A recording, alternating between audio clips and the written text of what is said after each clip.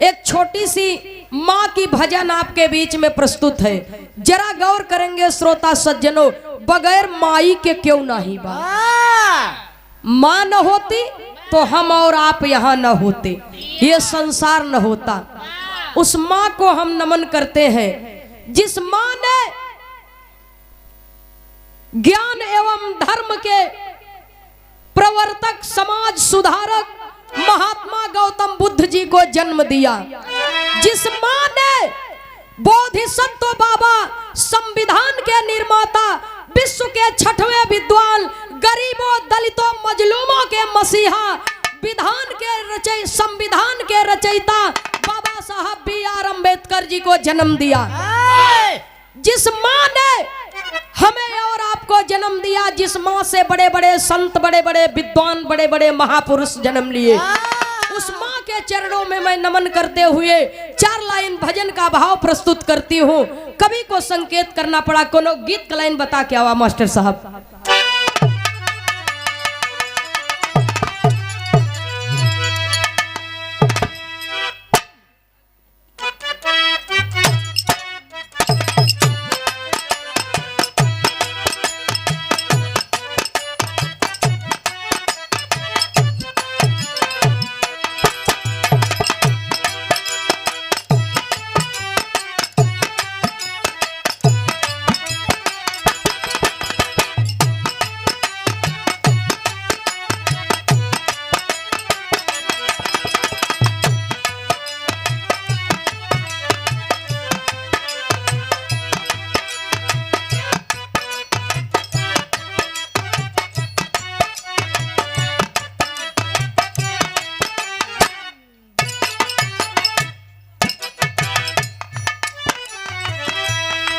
Harmonium master साहब गीत का संकेत किए।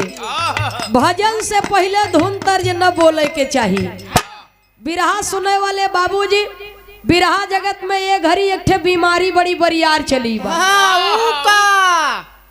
लोग कहे कि धुन तर्ज न बोले के चाहिए, लेकिन हमार मजबूरी बा बोले के। अरे के तोहरे गर्दने पर तलवार रखे बा कि न बोलबा त गर्दन काट दे। कौनो मजबूरी नहीं बा, बढ़िया बात रहे तो ओके कह देवे के तर्ज में भी बढ़िया बात बा। भारत का एक फौजी है, भारत का एक फौजी है। फौजी की दुल्हन कहती है अपने सखी सहेलियों से, क्या कहती है? कहत बानी भारत के जननवा हो,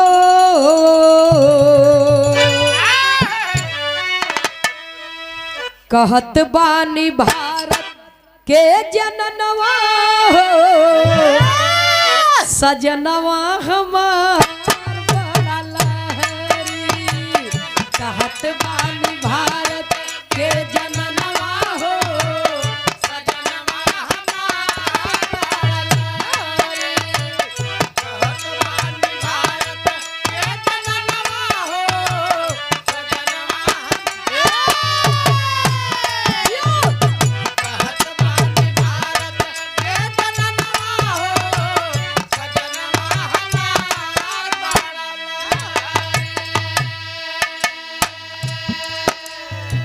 ये तो तर्ज की लाइन है, लेकिन कवि की लेखनी को मैं प्रणाम करती हूँ। जन्मदायिनी माँ के चरणों में नमन करते हुए कवि जी भजन का भाव लिखते हैं। कहना है बाबूजी, माई में ममता के दुलरवा हो,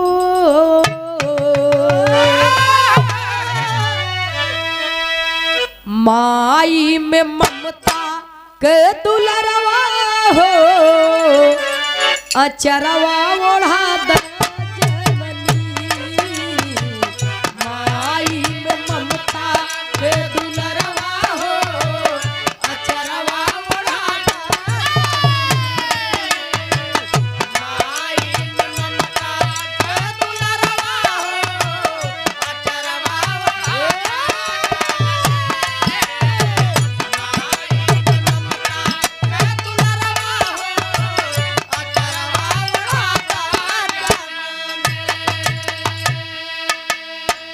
माँ से कहना है कि माँ, आपके आशीर्वाद में ज्ञान और सत्य की ज्योति 24 घंटा जलती रहती है। जिसे भी उस ज्योति का प्रकाश मिला उसकी जिंदगी प्रकाशमय हो गई, उसका नाम युग युगांतर तक अमर हो गया। पहले बंद में कवि को लिखना पड़ा बाबूजी।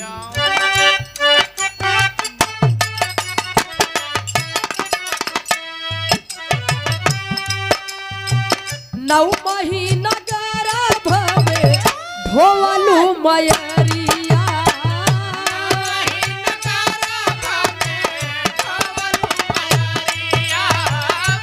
जय हो।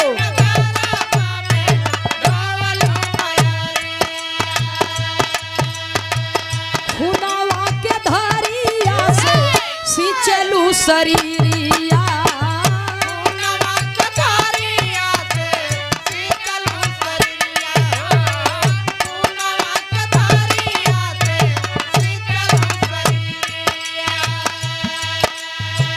दूधवा पियवलू भरहियरवा हो,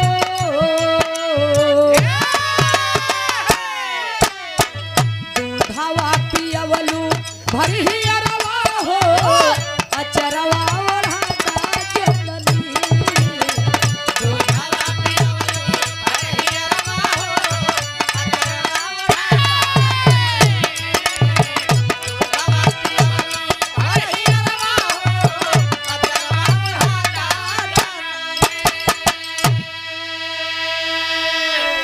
ए बिरहा सुने वाले पंचों, कवि पहले बंद में लिखते हैं 9 महीना गर्भ में ढोलू मयरिया, खुनवा के धरिया से सिंचलू शरीरिया।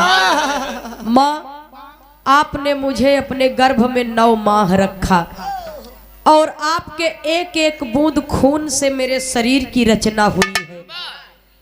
हजारों मौतें मर करके आपने मुझे जिंदगी दी है।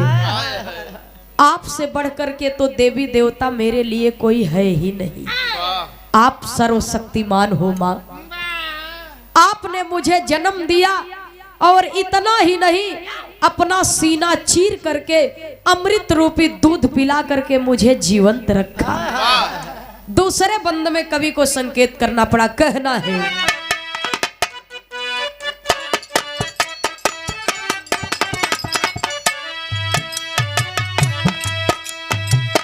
तेल उपटन कई के काला टीकावा लगवलू,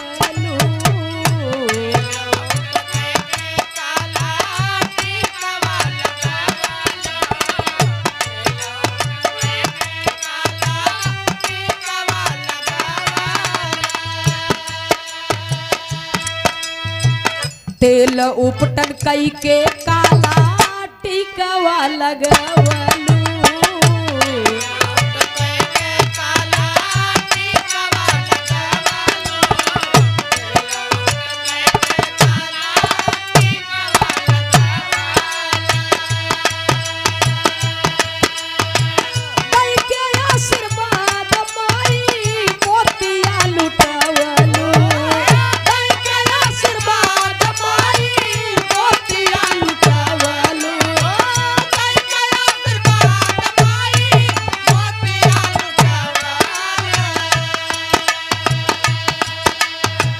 भूले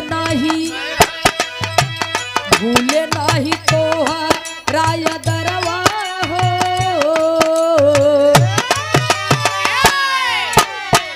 भूले नाही तो राय दरवा हो, अचरवा ओढ़ाता जननी, भूले नाही तो राय दरवा हो, अचरवा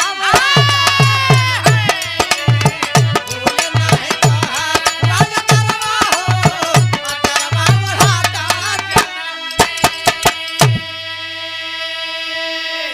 बिरहा सुने वाले बाबूजी, जिंदगी भर माई के भजन करते रहबा न ओराई, जिंदगी और आ जाई, जिंदगी और आ जाई, माई के भजन न ओराई। केवल हृदय से एक ही शब्द कहना है माँ, और पूरे तन मन से माई के सेवा करे के बाद तब माई के गर्भ से जन्म मिला, जीवन जिए के शक्ति मिली।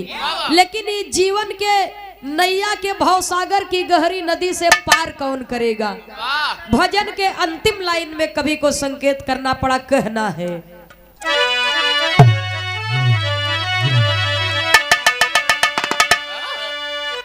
प्रथम गुरु माँ, द्वितीय गुरु जो अक्षर का ज्ञान दिलाते हैं, तीसरे गुरु सदगुरु बाबूजी जो भवसागर की गहरी नदी से जीवन की नैया को पार करते हैं। इसलिए कवि को लिखना पड़ा, हाय नयनवा में राम बसी गए। राम ई मत सोचा कि खाली एक ही राम रहने है धरती पर। पत्थरे वाला राम के नहीं बात होता। एक राम दशरथ का बेटा, एक राम घट घट में लेटा। एक राम दशरथ का बेटा, एक राम घट घट में लेटा। एक राम है जगत पसारा, एक राम है जग से न्यारा। जो शाश्वत है, जो श्वास श्वास में निवास करता है, जौना राम के पूजा भक्त रविदासों के हैं। ओ राम का बात करत है। जौने दिन ऊ राम निकल जाई वही दिन ही जौन बोलत बा मरा मरा हो जाए। राम रमत है समझा समझा रमत राम पालागी महाराज जिया बच्ची रहा गवा भैया हो तो राम के घट में हेरा मठ में का करे जाते हैं। सुनने वाले श्रोता सज्जनों, घट वाले राम की बात की गई, कवि को संकेत करना पड़ा। रामा रामा रामा रामा अरे मोरे रामा नयनवा में राम बसी गए।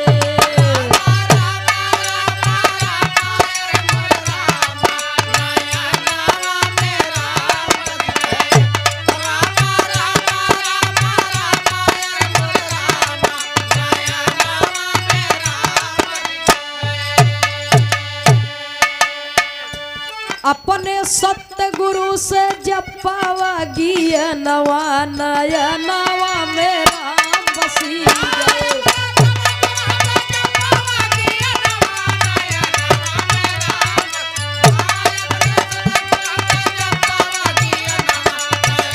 जय हो।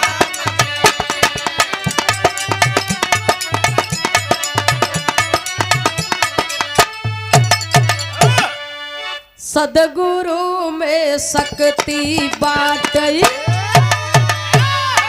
कह गए दास पुकारी जी। बलिहारी गुरु हमें बताए, दिए इशारा भारी जी। स्वामी जी है प्रभु हमारे, सब में दिए निसवारी जी। अरे बार बार गुरुवर के सुमिरब, ए भैया बार बार गुरुवर के सुमिरब, ये तनैया रज हमारी जी।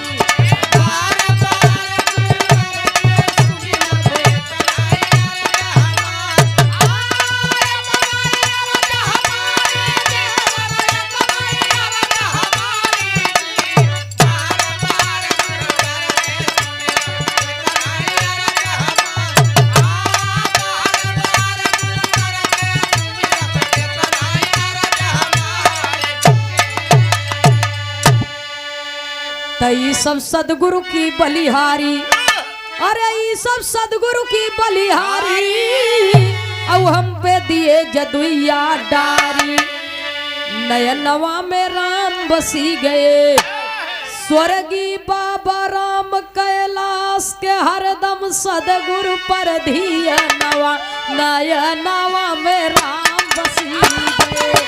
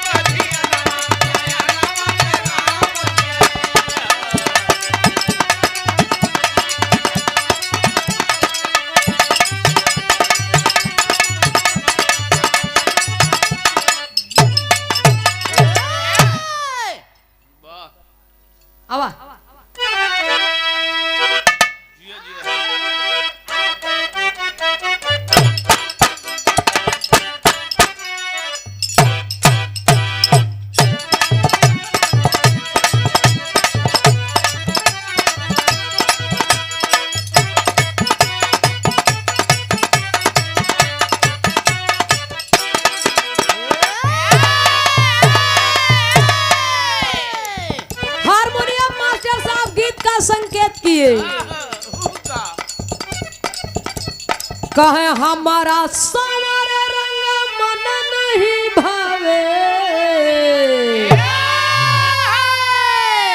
ए हो सावरिया।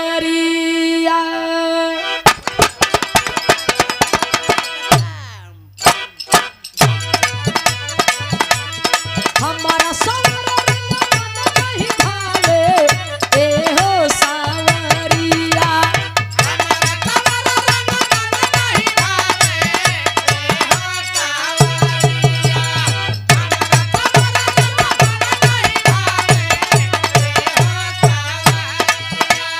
हमारा सावर रंग मन नहीं भावे ए हो सावरिया।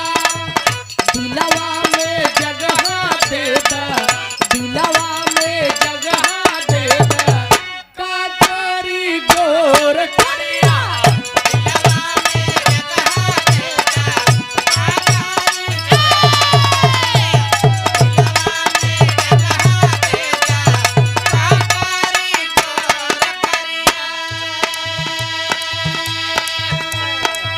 बिरहा सुने वाले बाबूजी, ये दुनिया में 3 हठ बहुत कठोर होते हैं। राजहट, बालहट, तिरिया हट। एक दुल्हन अपने दुल्हा से हट कैली है, समय मेला घुमाई दे। अब वही संजय भैया की ओर से आप लोगों ने सुना न, वो कहता आई है बाराती में बारात करे कि हम मोबाइल नंबर मांगे आई है। मोबाइल नंबर लेके हाथ धरे आई है। हाँ? हमारा अंग्रेजी चुटकी आवत है। लेकिन वो दुल्ही अपने दुल्हा से जिद करके कहा हमें मेला घुमाई दे। चलब मिर्जापुर मेला घूमब। और आज संत रविदास जी के जयंती है, और वही सुमित्रा नंदनी और संजय लाल जी के बिरहा सुनब। तब दुल्हवा समझावत बा, समझाए के का कहता है।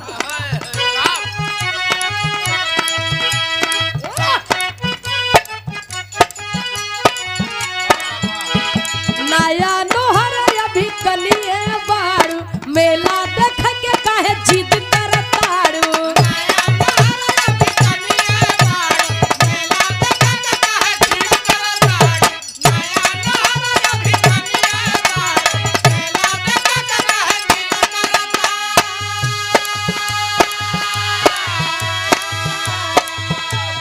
नया नोहर अभी कलिए बारू, मेला देख के काहे जिद करतारू। झूठा ही के पड़ल बारू, झूठा ही के पड़ल बारू, काहे के झमेला में धनिया है राजू मिर्जापुर के मेला में। धनिया है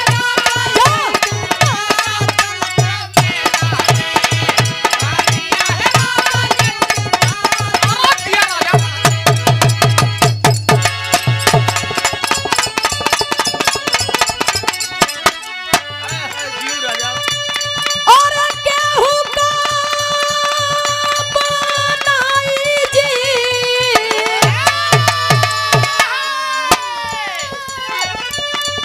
हे केहू का बनाई जी, अरे केहू का बनाई जी। साहब जी बनवले जवन, भीम जी बनवले जवन, केहू का बना